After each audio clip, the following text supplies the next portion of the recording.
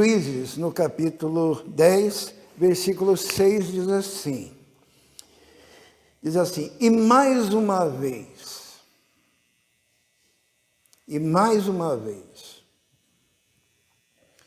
os israelitas fizeram o que o Senhor reprova.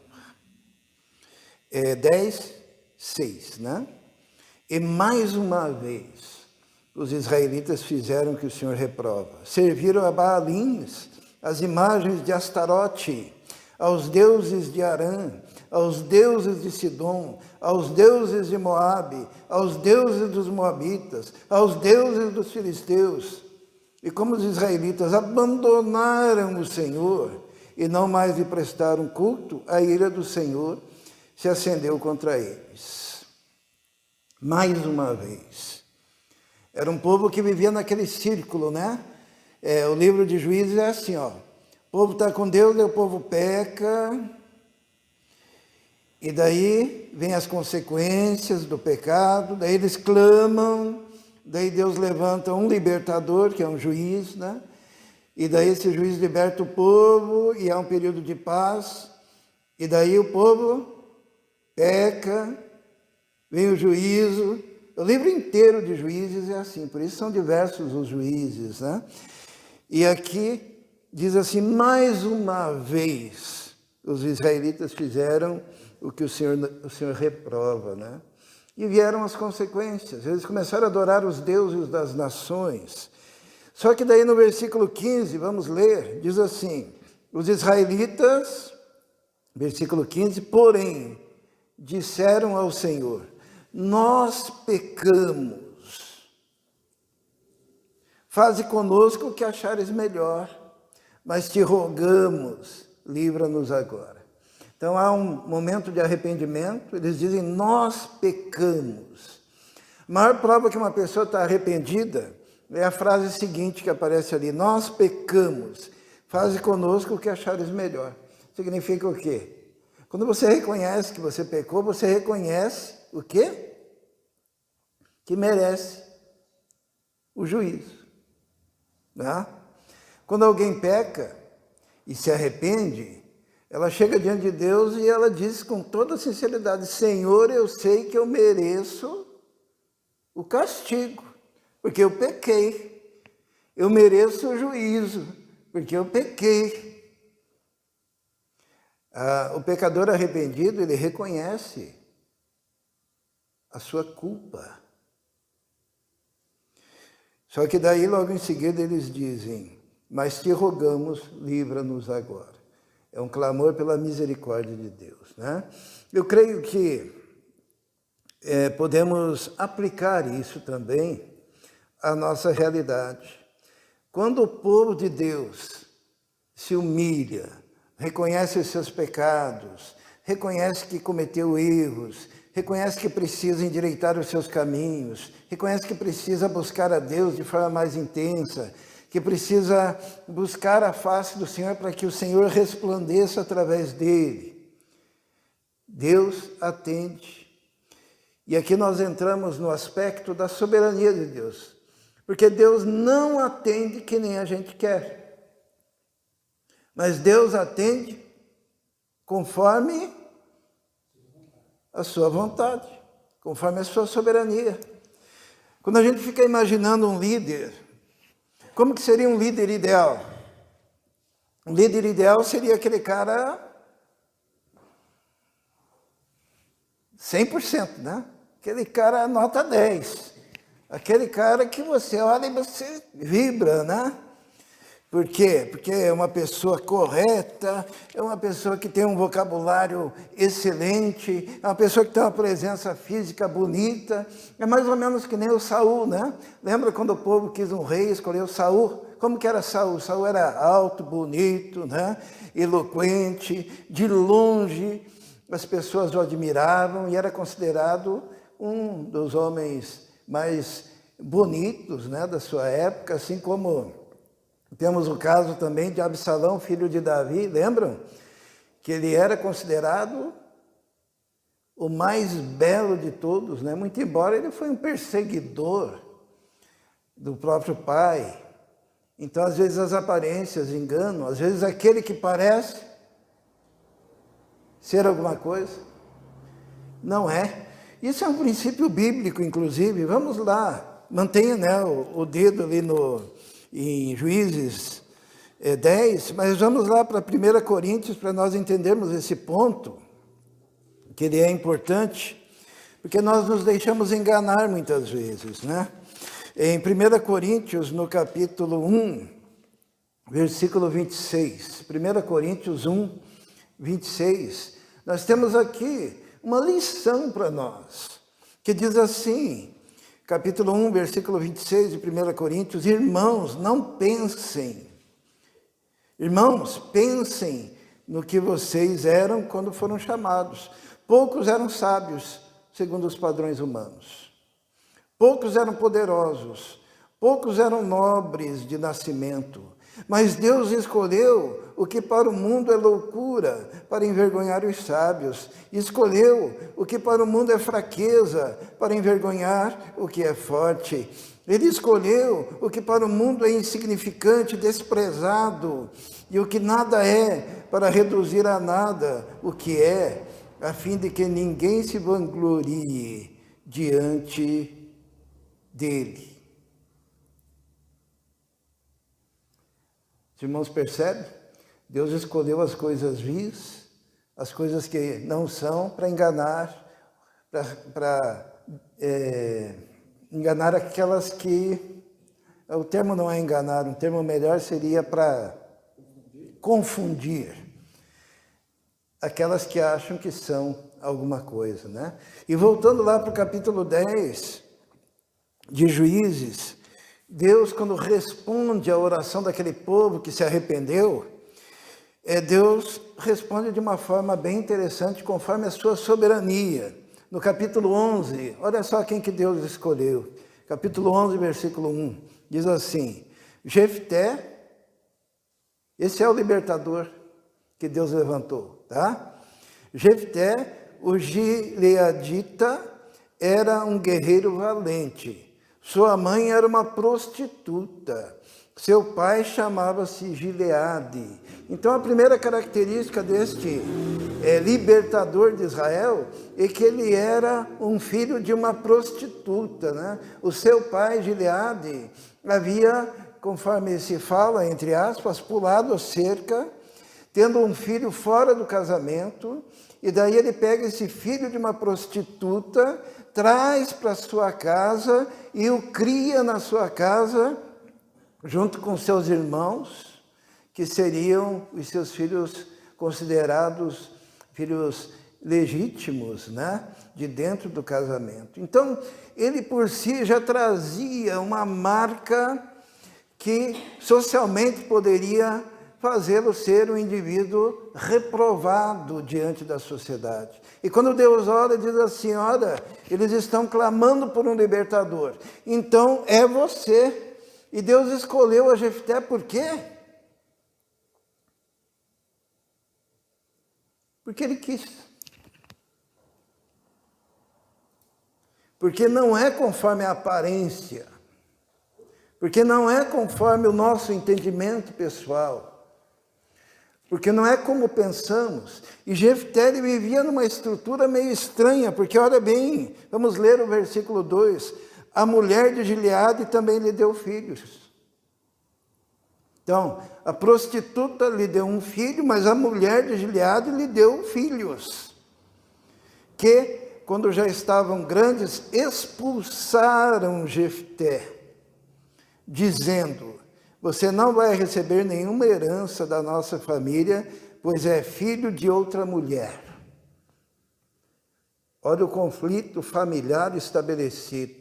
E Deus vai levantar um líder que vivia um conflito pessoal, que vivia um conflito familiar, que era filho de uma prostituta, que era rejeitado pelos seus irmãos, que vivia dentro de uma família em briga por causa de herança. Você não vai herdar conosco, porque você é filho lá de uma mulher que vivia uma vida de indecência.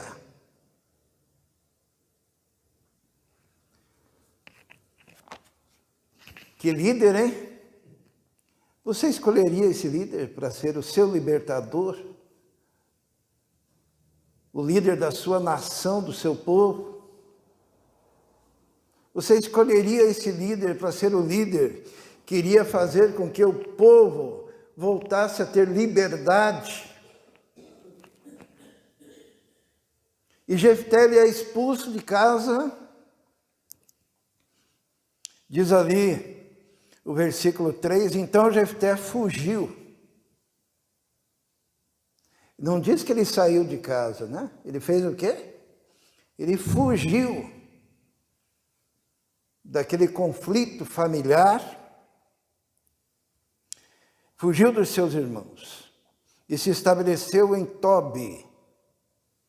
E ali um bando de vadios uniu-se a ele e o seguia. Ele tornou-se líder de tudo que não prestava naquela cidade. Porque naquela época era o seguinte, quando você era uma pessoa não muito aceita na cidade, você era expulso e vivia à margem. Sabe o que é viver à margem? É tornar-se um marginal. Então, a Miriam agora vai ter que votar lá para quem vai ser o libertador de Israel, tá? Você votaria num líder de um grupo marginal? Você votaria num indivíduo filho da prostituta? Num cara que vive um conflito familiar terrível? Ainda bem que naquela época não tinha isso, né? Porque o que acontecia? Deus dizia, é esse que aos olhos humanos não vale nada, é esse que vai libertar o meu povo, que vai tirá-lo dessa situação. Porque o meu povo que vivia em pecado, adorando aos Baalins, reconheceu que pecou e pediu socorro. E eu darei socorro.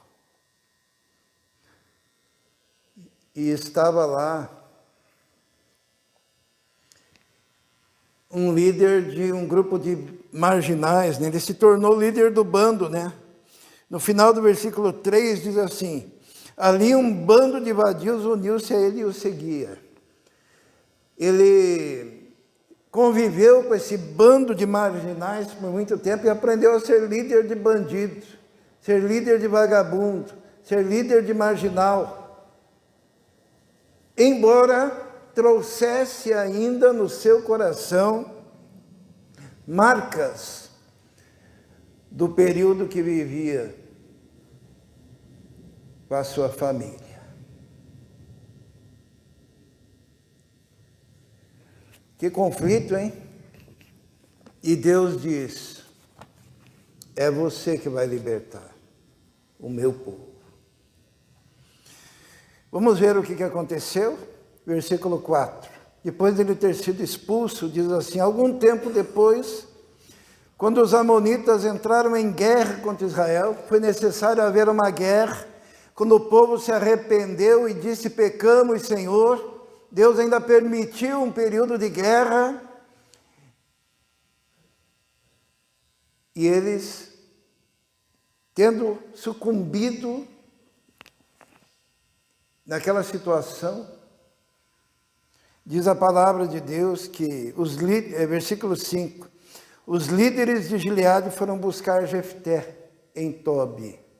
Venha, disseram, seja nosso comandante, para que possamos combater os amonitas. Ele tinha sido expulso, ele tinha sido humilhado, ele tinha sido envergonhado, ele tinha sido xingado, ele tinha sido exposto de uma forma terrível. Mas depois, quando viram que ele era a única pessoa que poderia livrá-los, eles foram lá e disseram, venha, volte. Os irmãos dele chegaram, volte, nos salve. Estamos sendo atacados pelos inimigos. Você voltaria? Você foi xingado, você foi humilhado, você foi expulso, você foi rejeitado. Você voltaria?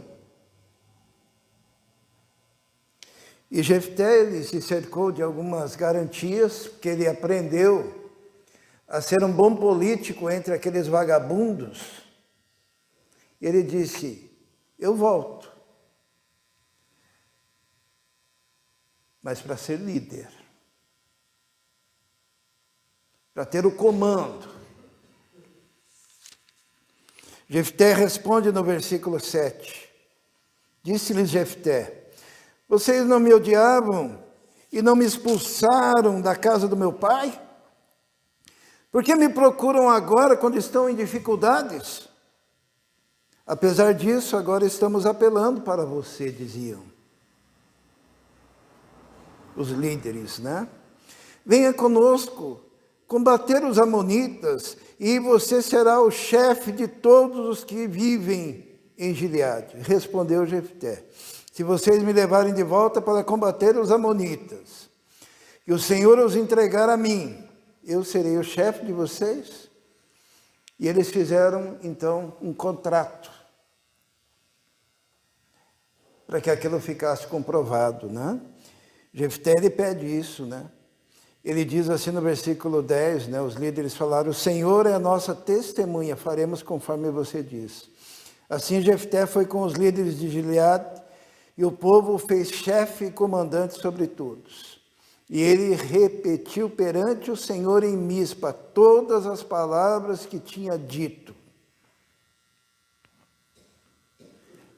E Jefté tentou resolver o problema politicamente, porque no versículo 12 diz assim, Jefté enviou mensageiros ao rei Amonita com a seguinte pergunta, que é que tens contra nós para teres atacado a nossa terra? Ele tentou resolver na paz, porém depois ele teve que ir à guerra. Uma coisa que nós aprendemos aqui, e eu gostaria que ficasse isso, que Deus é soberano, e Ele escolhe quem Ele quer, conforme os seus propósitos, para libertar o povo. Nós vivemos uma época que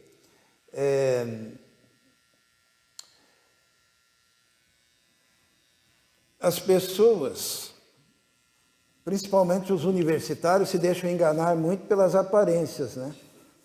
É quem fala bonito, quem é cheirosinho, quem usa terno e gravata, quem é diplomático. Jefté não era nada disso.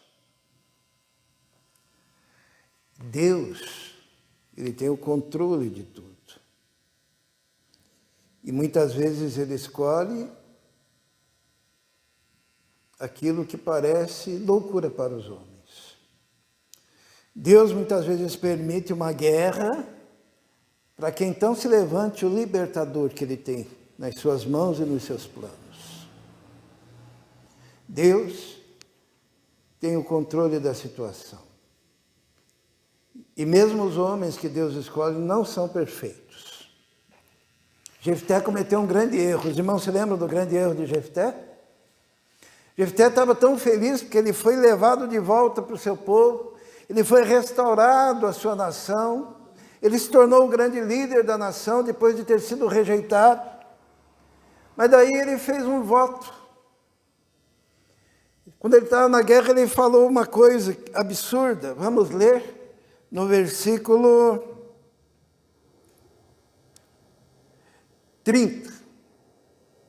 E Jefté fez esse voto ao Senhor. Porque o homem é falho, irmãos. Os homens são falhos. Às vezes falam coisas que não deveriam falar. E Jefté fez este voto ao Senhor. Se entregares os amonitas nas minhas mãos, aquele que estiver saindo da porta da minha casa ao meu encontro, quando eu retornar da vitória sobre os amonitas, será do Senhor, e eu o oferecerei em holocausto. Voto de tolo, né? Quem que saiu ao encontro? A filha dele. Mas ele já tinha dito. Daí nós vamos discutir se ele cumpriu o voto ou não cumpriu o voto. Isso é coisa para os teólogos discutirem, né? A Bíblia diz que ele cumpriu o voto, né? E alguns acreditam que o cumprimento do voto foi a eterna castidade da filha. Ela não teve filhos, né? E até depois fala sobre isso, que ela não teria filhos e que morreria virgem, né? Alguns outros acreditam que realmente houve um sacrifício ali, por causa da loucura desse homem ter falado isso. Nós não vamos entrar nessa discussão nesse momento, mas o que eu quero dizer é que mesmo os homens usados por Deus, escolhidos por Deus, a despeito de toda a sua história, que a história de Jefté não era muito bonita, era uma história de sofrimento, e era um homem considerado alguém à margem do socialmente aceito. Deus escolhe. E não significa que a pessoa, por causa da escolha, se torne impecável. Depois do pastor ter sido chamado para o ministério, o pastor algum dia, depois disso, cometeu algum erro na vida? Evidente, todos nós, né? A Miriam foi a única que o dia que aceitou Jesus, depois daquele dia, né? Santidade absoluta, nenhum erro, né, Miriam? Não existe isso. Por quê? Porque enquanto nós estivermos aqui, nessa terra, estaremos sujeitos. E quanto mais pesada a história de um homem, mais susceptível aos erros ele está. Porém, existe algo acima de tudo isso, que é a misericórdia e a graça de Deus. E o fato de que o chamado de Deus é irrevogável. Está escrito isso na Bíblia? Lá em Romanos, os dons e o chamado de Deus são irrevogáveis. Nas versões mais antigas aparece a expressão: os dons e o chamado de Deus são sem arrependimento. Deus não se arrepende. Por isso que nós estamos aqui. Porque um dia nós fomos chamados. E isso é definitivo. Durante o percurso nós erramos? Sim. Mas o amor de Deus por cada um de nós não se moveu e nem retrocedeu 1 milímetro por causa da sua graça.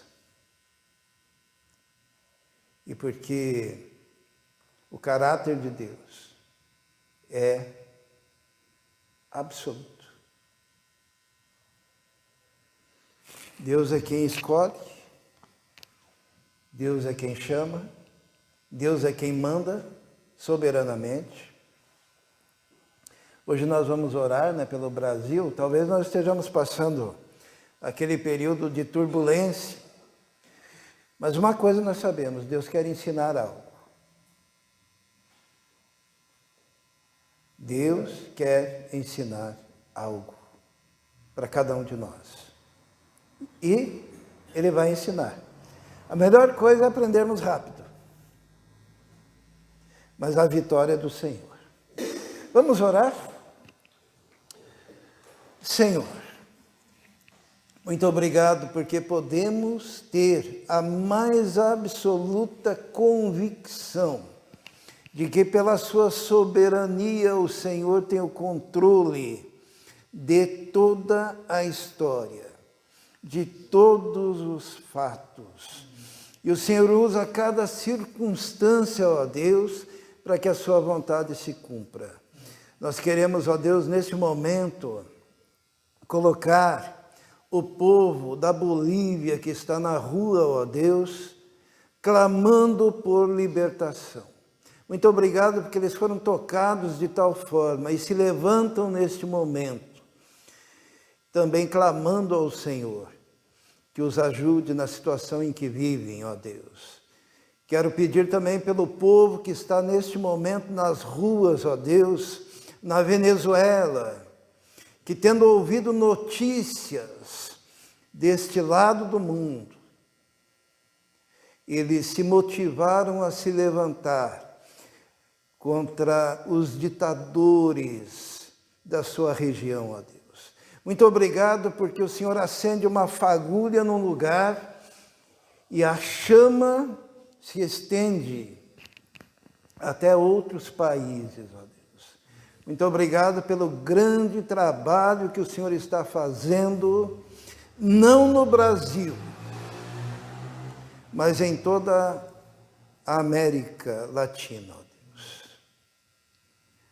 Pedimos, ó Deus, que o Senhor levante os missionários na Colômbia, ó Deus, na Nicarágua, na Bolívia, na Venezuela.